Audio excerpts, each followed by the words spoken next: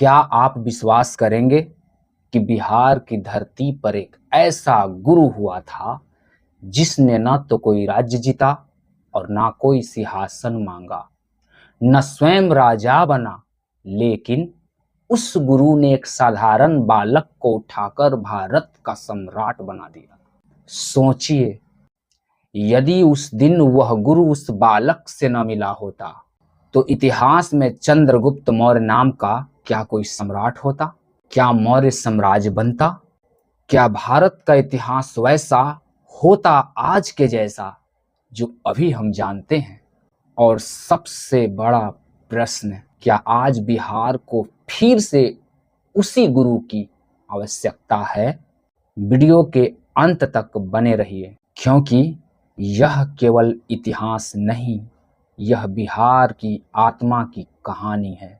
नमस्कार दोस्तों, आज हम बात करेंगे उस बिहार की जिसने दुनिया को नालंदा दिया, विक्रमशिला दिया, सम्राट अशोक दिया और सबसे बढ़कर एक ऐसा गुरु दिया जिसका नाम था आचार्य विष्णुगुप्त कौटिल्य चाणक्य। लेकिन यह कहानी केवल चाणक्य की नहीं है, यह कहानी है एक गुरु और शिष्य की। यह कहानी है सपनों की, यह कहानी है शिक्षा की शक्ति की, और यह कहानी है बिहार की महानता की। दोस्तों, आज जब हम देखते हैं कि शिक्षा के क्षेत्र में विवाद है, छात्र परेशान हैं, कोचिंग संस्थानों पर ताला लग रहे हैं और विद्यार्थी अपने भविष्य को लेकर चिंतित हैं, तो एक प्रश्न उठता है, क्या शिक्षा केवल व्यवसाय है या शिक्षा समाज को बदलने की शक्ति रखती है?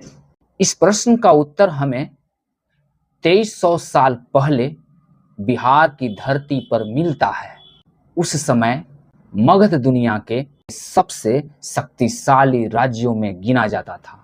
राजधानी थी पाटलिपुत्र, यानी आज का पटना। लेकिन उस समय सत्ता पर नंद वंश का शासन था, धन था, शक्ति थी, सेना थी, लेकिन जनता संतुष्ट नहीं थी।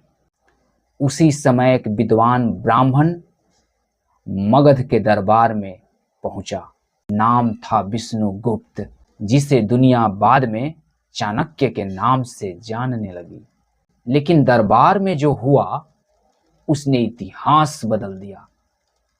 कहा जाता है कि उनका अपमान किया गया और वहीं से जन्म हुआ एक प्रतिज्ञा का, एक ऐसी प्रतिज्ञा जो पूरे भारत का भविष्य बदलने वाली थी।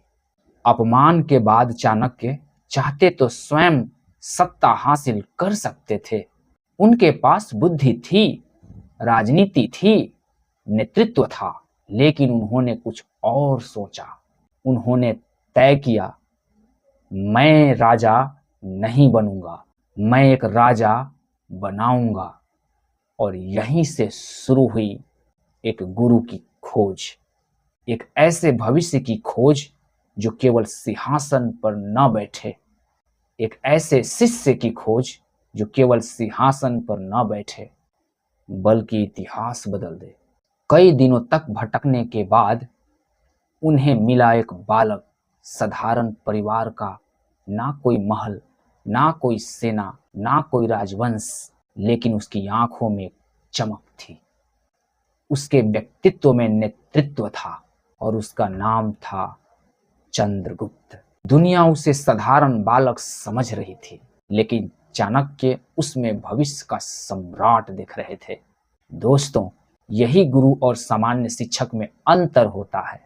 शिक्षक पढ़ाता है, लेकिन गुरु भविष्य पहचानता है। इसके बाद शुरू हुआ वर्षों का प्रशिक्षण। राजनीति, कूटनीति, युद्ध कला, अनुशासन, धैर्य, नेतृत्व और राष्ट्रभक्ति।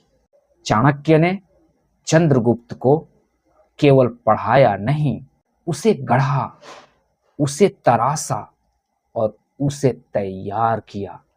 जैसे एक मूर्तिकार पत्थर को तराशकर मूर्ति बनाता है, वैसे ही चाणक्य ने एक बालक को सम्राट बना दिया।